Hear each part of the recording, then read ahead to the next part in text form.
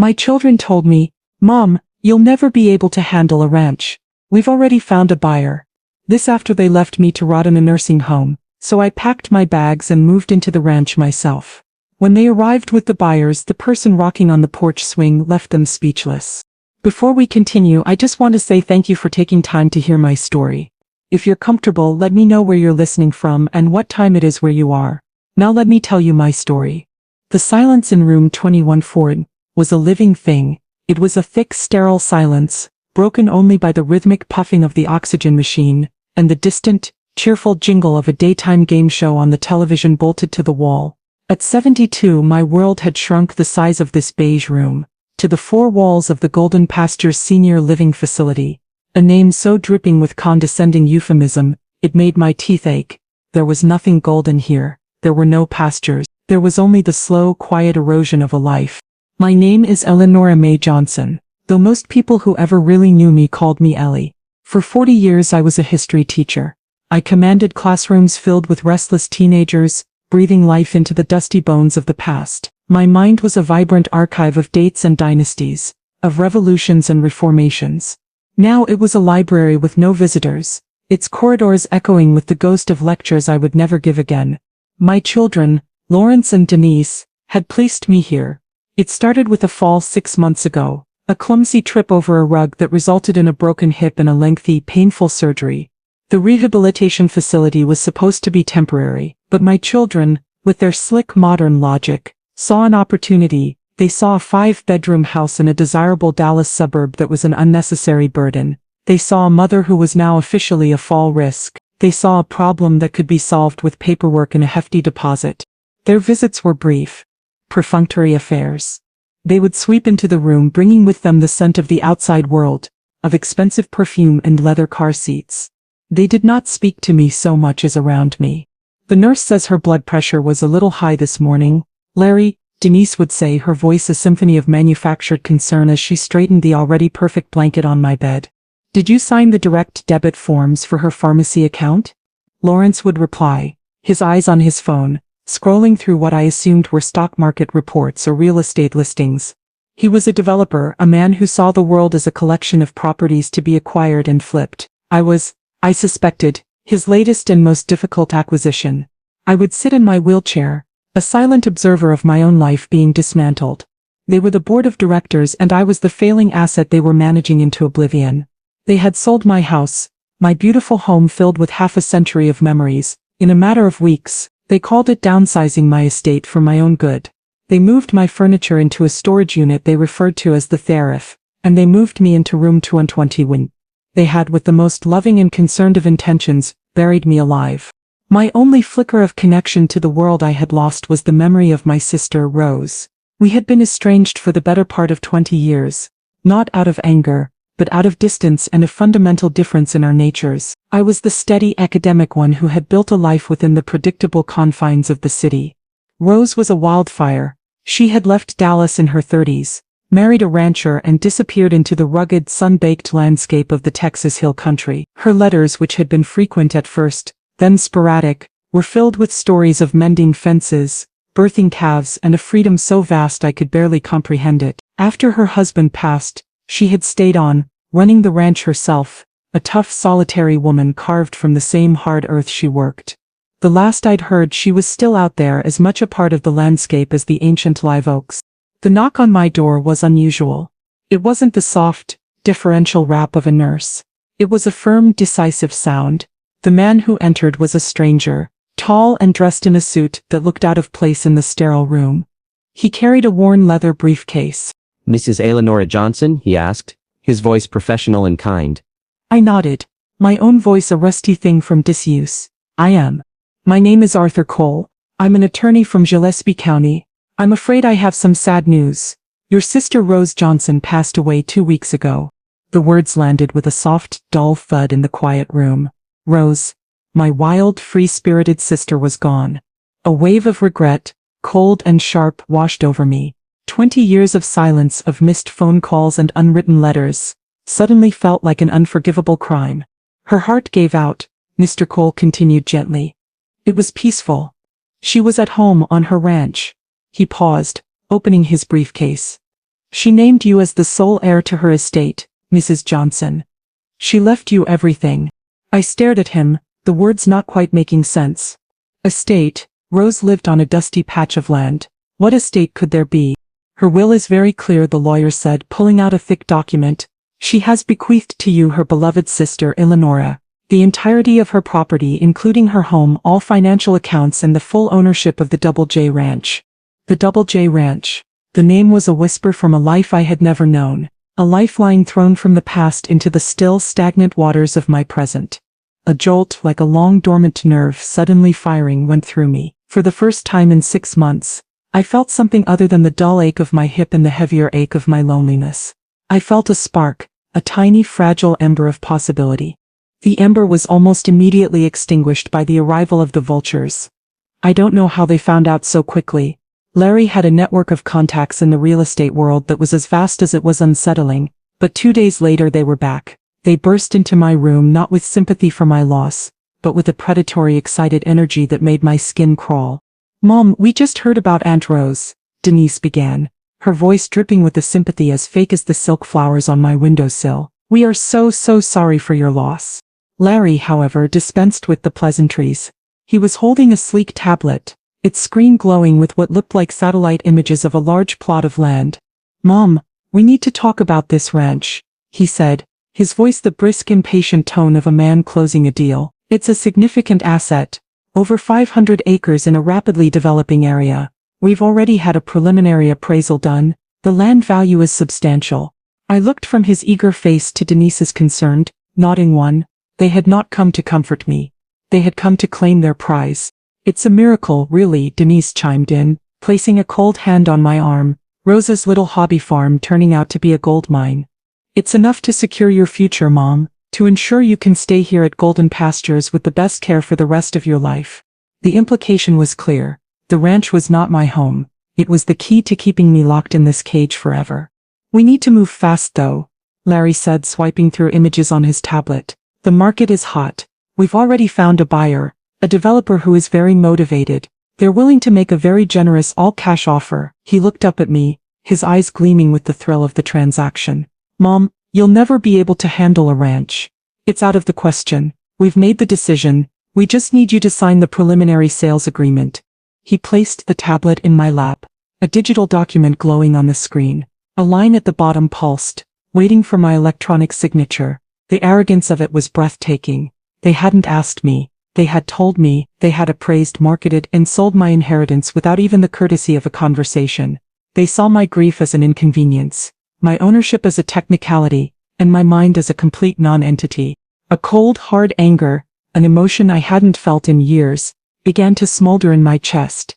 Eleonora Johnson, who had managed budgets, chaired committees, and faced down defiant teenagers for 40 years, was being treated like a child, like an obstacle to be managed. "No," I said. The word was quiet, but it landed in the silent room with the force of a gavel. Larry and Denise exchanged a look of weary patience. "Mom, don't be difficult," Denise said, her voice taking on the patronizing tone she used when I didn't want to take my medication. "We're only thinking of you."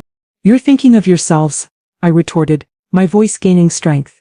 "You're thinking of your commission, Lawrence, and you're thinking of how much easier your life is when I'm tucked away in here, out of sight and out of mind." Larry sighed. The long-suffering son. "Mom, be realistic. What would you even do with a ranch? You can barely walk to the dining hall." He was right. Of course. My body was weak. But in that moment, my mind, the mind of a history teacher who understood the turning points of battles, was sharper than it had ever been. They thought they had me cornered. They thought the war was over. They had no idea I was just planning my first counterattack. I looked down at the tablet in my lap, at their perfectly crafted plan to steal my future, and I made a decision. I would not sign, I would not surrender, I would not fade away in room 2014. I was going home, to a home I had never seen, but one that suddenly felt like my last and only bastion of freedom. The plan was a desperate, audacious gamble, conceived in the dead of night, fueled by lukewarm nursing home tea, and a lifetime of suppressed fire. My children had left the sales agreement with me, confident that a few days of my coming to my senses would result in my compliance. They had no idea that they had left me with a weapon. The contact information for the ranch, printed neatly at the bottom of the document, Under the property details, it listed a name and a number for the current property manager. Samuel Pickett. I had a secret. A small act of rebellion I had maintained since being incarcerated in this beige prison. A cheap, prepaid cell phone. A burner phone, the kids called them, tucked away in the lining of my sewing box. It was my one connection to the outside world that wasn't monitored by my children or the nursing home staff. That night, after the last round of the night nurse, after the hallway lights were dimmed to a ghostly glow, I retrieved the phone, my fingers stiff with arthritis, fumbled with the small buttons. I punched in the number, my heart a frantic drum against my ribs. What if he didn't answer? What if he was in on it with my children? What if he thought I was just a crazy old woman? The phone rang 4 times, each ring stretching into an eternity. I was about to hang up when a voice answered, deep and gravelly, laced with the weariness of a long day. Double J Ranch. Pickett speaking. I took a shaky breath. Mr. Pickett, I began, my voice a nervous whisper. My name is Eleanora Johnson. I was Rose Johnson's sister. There was a long pause on the other end of the line. I could hear the faint sound of crickets in the background. Rose's sister, he said, his voice softening with something that sounded like surprise and reverence. Mom, I'm so sorry for your loss. Rose, she spoke of you sometimes, you. Tears pricked my eyes. Rose had spoken of me. After all these years. Mr. Pickett, I said, my voice gaining a desperate urgency. I need your help. My children, they're trying to sell the ranch. They have me in a nursing home in Dallas. And they're trying to make me sign the papers. They don't think I can handle it. They don't think I have a right to it. The silence on the other end was heavy, thoughtful. I held my breath, my entire future hanging on the response of this stranger. Rose loved this land more than anything, he finally said, his voice a low rumble. She fought tooth and nail to keep it. She wouldn't want it sold off to some developer to be turned into a parking lot. He paused again. What do you need me to do, Mrs. Johnson? The relief was so powerful it almost buckled me. I need you to come and get me, I whispered. I'm packing my bags. I'm coming home. The escape, as I later called it, was a masterpiece of quiet, geriatric rebellion. Sam arrived 2 nights later, his dusty, mud-splattered Ford F-50, a magnificent, liberating chariot parked in the shadows at the far end of the visitor's lot. He had called me from the road, and we had coordinated the plan with the precision of 2 generals. My packing was a swift, silent affair. I had few possessions of value in the room, but I carefully gathered the ones that mattered. A small framed photograph of my late husband, Robert. A worn copy of W.E.B. Du Bois' As the Souls of Black Folk, and the small sewing box where I kept my secret phone. I put on my best traveling clothes, a comfortable pair of slacks and a warm cardigan. I was leaving this place not as a patient but as a woman on a journey. At 2 a.m. when the facility was at its deepest and most silent, I heard a soft scratch at my door. It was Sam. He was younger than I had imagined, a man in his mid-40s with kind, steady eyes and a quiet strength that was immediately comforting. He nodded at me, a silent confirmation. It was time. He was, I learned, Rose's stepson, the son of her late husband, a boy she had raised as her own. His loyalty to her was absolute. Getting me out was a challenge. My hip was still stiff, and I relied on the wheelchair. Sam moved with a quiet efficiency, maneuvering the chair down the deserted, dimly lit corridors. We passed the night nurse's station, its occupant dozing in a chair, the glow of a television monitor illuminating her slack face. My heart pounded with the thrill of the escape. I felt like a student sneaking out after curfew, a delicious youthful feeling of breaking the rules. Sam wheeled me out a side entrance, an emergency exit he had propped open earlier. The cool, humid Texas night air hit my face. A shocking, wonderful sensation after months of recycled antiseptic air. It smelled of damp earth and freedom. He helped me out of the wheelchair and into the passenger seat of his truck. It was a high step up and my hip protested with a sharp, stabbing pain, but I barely noticed. I was out. As we pulled out of the parking lot, I looked back at the Golden Pastures Senior Living Facility, a squat, beige building that held so many quiet despairs. It was my prison, and I had just been liberated. We drove west, away from the sprawling, glittering lights of Dallas, toward the dark, open country. The city lights shrank in the rearview mirror until they were just a faint, hazy glow on the horizon. I was leaving a life that had been chosen for me and driving toward one I was choosing for myself. I didn't know what I would find at the Double J Ranch, but for the first time in a very long time, I felt the exhilarating, terrifying thrill of the unknown, and it felt like hope. We arrived as the sun was beginning to bleed across the horizon, painting the vast, empty sky in shades of pale pink and dusty orange. The Texas hill country was a revelation. It was a landscape of rolling limestone hills, stubborn, twisted live oaks, and a sense of space so profound it felt like I could finally take a full, deep breath after months of shallow, constricted ones. The Double J Ranch was nestled in a wide, gentle valley. It wasn't a grand, sprawling mansion like the ones in the movies. It was a simple, honest-to-God working ranch. The house was a long, low, single-story building made of weathered wood and native stone, with a wide, welcoming porch that ran the entire length of it. It looked strong, rooted, like it had grown out of the earth itself. Sam helped me out of the truck, his arm a steady presence.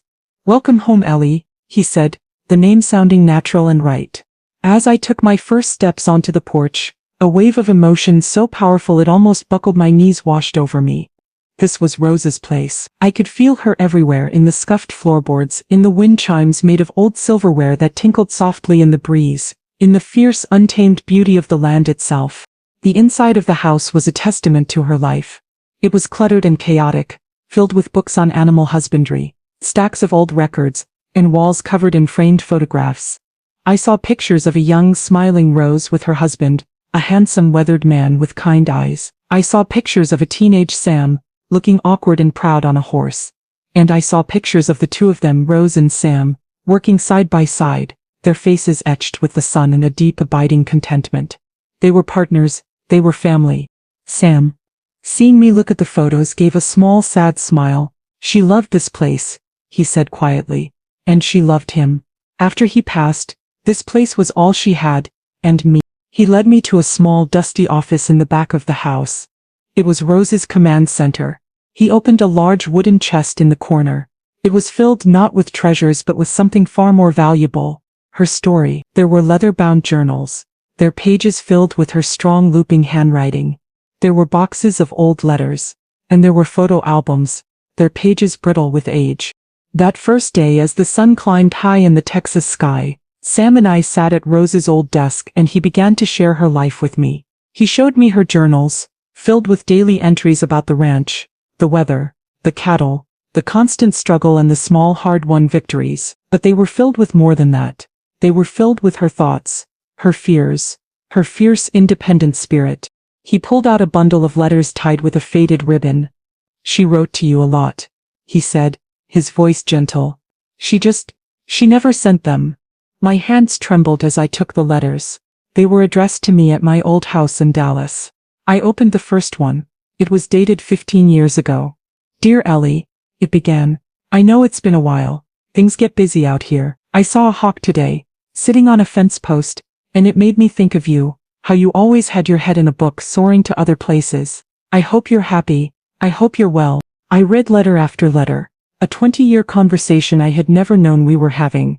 She wrote about her loneliness after her husband died, about her pride in Sam, about her deep, unshakable connection to the land. She wrote about her regrets, about the distance between us, about the sister she missed and loved.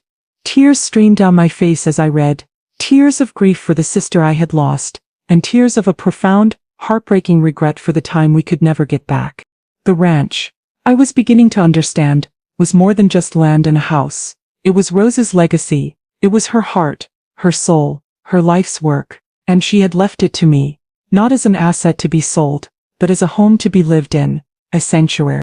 I spent the next few weeks exploring my new home. With Sam's steadying arm to lean on, I began to walk again, at first just short shuffling steps on the porch, then tentative journeys out to the barn, the clean dry air, the vast open spaces, the simple honest work of the ranch. It was a powerful medicine. The fogginess of the nursing home began to recede. My mind felt sharper, clearer. My body, though still healing, felt stronger every day. I was coming back to life. But I knew this peace was temporary. The storm was coming. My children would not let this go, and I knew I had to be ready to fight for my new home. Not just with my heart, but with the full force of the law. The trip back to Dallas felt like a journey to a foreign country. The city with its towering glass buildings and snarling traffic felt suffocating after the wide open spaces of the hill country. Sam drove, his quiet, steady presence a comforting anchor in the urban chaos. I was no longer the frail, forgotten woman he had rescued from room 2114. I was Eleanor Johnson, a landowner, a woman with a purpose. And I was on my way to hire a lawyer. Mr. Davis's office was on the 30th floor of a downtown skyscraper, a world away from the dusty reality of the Double J Ranch. He was a sharp, methodical man in his late 50s, with a reputation for being a bulldog in the courtroom. He listened patiently as I told him my story. From the fall that had landed me in the nursing home to my midnight escape with Sam. He reviewed the documents I had brought. Rose's will, the threatening letters from my children, the unsigned sales agreement they had tried to force on me. His expression grew more and more grim. "They've already filed," he said, looking up from a document on his computer screen. "Your children, they filed a petition for emergency conservatorship last week. The day after you left the facility. They're claiming you are mentally incompetent, a danger to yourself and incapable of managing your own affairs. They've requested that the court grant them full legal and financial control over you and your assets." The words were a cold, brutal confirmation of what I already suspected. They weren't just trying to take my inheritance, they were trying to take my life, my very identity as a sane and capable adult. "Can they do that?" I asked, my voice trembling slightly. "They can try," Mr. Davis said, his voice firm, "and they will make a compelling case. They have doctors' reports from your time in the facility. They will paint a picture of you as a frail, confused old woman who has been manipulated by a stranger." He nodded toward Sam. "I'm sorry, Mr. Pickett, but they will try to paint you as a con artist who is taking advantage of a vulnerable senior." Sam's jaw tightened, but he remained silent. "It will be an ugly, protracted battle," the lawyer continued. "They will try to drain your resources, to wear you down until you give up. But," he said, leaning forward, a glint of a fighter in his eyes, "we will fight back. We will file a counter-petition. We will get our own medical evaluation to prove your competence. We will build a case to show that you are not the one who is unfit, but that they are, driven by greed and a pattern of neglect." He then turned to a thick, dusty box of files on his credenza. "Your sister's local lawyer sent over her estate paperwork. It's extensive. I'm still sorting through the deeds and tax records to make sure everything is in order before we head into court." He began to sift through the old, brittle papers, his brow furrowed in concentration. The air in the room was thick with the weight of the coming war. I felt a surge of weariness. Did I have the strength for this? To fight my own children in a court of law? But then I thought of the ranch. I thought of the sun rising over the hills, of the smell of the cedar trees, of my sister's words in her unsent letters. It was more than a home. It was a promise, a legacy, and I would not let them destroy it. As Mr. Davis continued to sort through the files, he suddenly grew quiet. The rhythmic rustling of paper stopped. He picked up a thick, bound document, one that looked different from the others. It wasn't a deed or a tax return. It was bound in dark blue leather, like a dissertation. "What is it?" I asked, leaning forward. He didn't answer immediately. He read, his eyes widening. He took off his glasses, polished them and put them back on, as if he couldn't believe what he was seeing. He started muttering to himself, a low stream of legalese, incorporation papers, 501T, 3 status, filed with the Secretary of State, bylaws, Board of Directors, Texas Historical Commission designation. Finally, he looked up at me, his face a mask of utter unadulterated astonishment. Mr. Davis, the calm, methodical bulldog, was for the first time since I had met him completely speechless. He just shook his head slowly, a look of profound awe on his face. "Mr. Davis, you're scaring me," I said, my heart beginning to pound. "What's wrong? Is there a problem with the title?" He finally found his voice, though it was little more than a whisper. "Ellie, your sister was a genius, an absolute Machiavellian genius." "What are you talking about?" He slid the heavy blue-bound document across the polished mahogany desk. The gold-embossed letters on the cover read, "The Johnson Sisters Foundation for the Preservation of Black Western Heritage." I stared at the title, uncomprehending. The lawyer leaned forward, his voice filled with a reverence I had not thought him capable of. "This isn't just a ranch, Ellie. I mean, it is. But it's not. 10 years ago, your sister Rose legally converted the Double J Ranch into a foundation. It's a fully chartered non-profit historical foundation, recognized by the state of Texas." He flipped open the document to a tabbed section. She worked with the state to have the property designated as a site of historical significance. The land has been placed in a historic trust, and according to the terms of that trust. He paused, looking at me to make sure I understood the weight of his next words. It can never be sold for private or commercial development. Rose specifically and permanently protected it from the very thing your children are trying to do. Their plan to sell it to a developer. It's legally impossible. They've been trying to sell a museum. The air left my lungs. The room seemed to tilt slightly, but the lawyer wasn't finished. He flipped to the final section of the document, the part that detailed the foundation's funding. His voice dropped to a whisper. And Ellie, he said, there's an endowment. Rose wasn't just a rancher, she was a shrewd investor. She liquidated the majority of her stock portfolio 10 years ago and used it to fund the foundation. It has a professionally managed trust with an operating budget of nearly $250,000 a year, adjusted for inflation. He looked at me, the full, stunning reality of it finally dawning on him. According to her will, the ranch and all its associated assets passed to you. That means you haven't just inherited a piece of property. Ellie, you've inherited the directorship of a fully funded historical foundation. You're not just a ranch owner, you're the head of a legacy. That was the moment the world shifted on its axis. We both just sat there, in the quiet, climate-controlled office 30 floors above the city, completely and utterly speechless. Miss Davis was speechless at the brilliant posthumous legal strategy Rose had employed. A perfect, unbreakable defense against the greed she must have seen coming. And I was speechless because my sister, my wild distant sister, had just reached out from across the Great Divide and handed me not just a home but a purpose. A mission. Eleanor Johnson, a retired history teacher, now had the means, the mission, and the sacred duty to preserve a vital, forgotten piece of our history. My inheritance wasn't a burden my children needed to manage.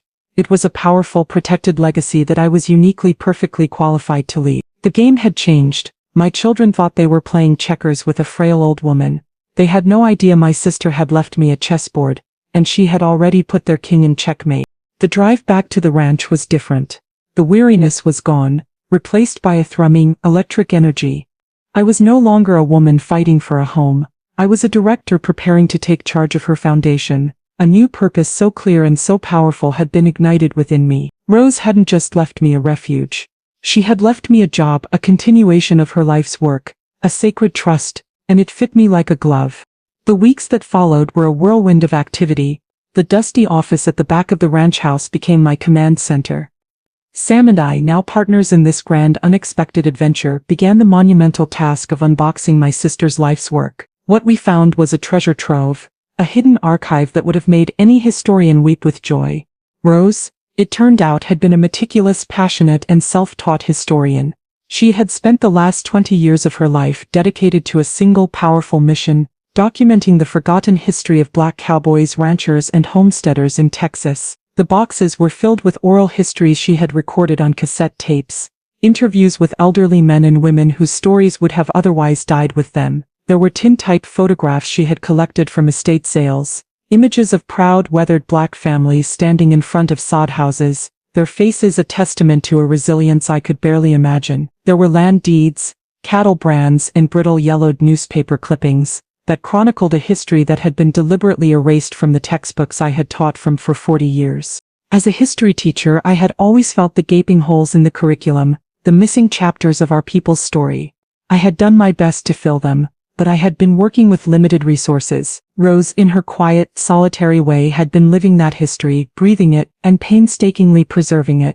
I never knew, Sam said one afternoon, his voice thick with emotion as we looked at a photograph of his own grandfather, a man he had never met, standing proudly next to a horse. Rose told me stories, but I never understood the scale of it. I just thought she was collecting old junk. It's not junk, Sam, I said, my voice filled with a new fierce pride. It's a legacy, it's our legacy. While I was discovering my new purpose, my children were digging in their heels, completely oblivious to the new reality. Mr. Davis had sent them a formal letter, informing them of the ranch's status as a protected historical foundation, and demanding they cease all efforts to sell the property. I learned later through the court discovery process that they had received the letter and left. I could picture the scene perfectly. Larry in his sleek, minimalist Dallas office reading the letter on his phone and scoffing. He'd called Denise immediately. "You're not going to believe this," he'd said. Mom's new lawyer is claiming the ranch is some kind of historical foundation. A museum. It's the most ridiculous, desperate stunt I've ever heard. She's clearly more confused than we thought. Denise had agreed, her voice full of that cloying, pitying concern. Oh, the poor thing. She's probably been manipulated by that foreman. Larry, we have to move faster. The conservatorship hearing is next month. We need to get her back under proper care before she gives away the whole farm.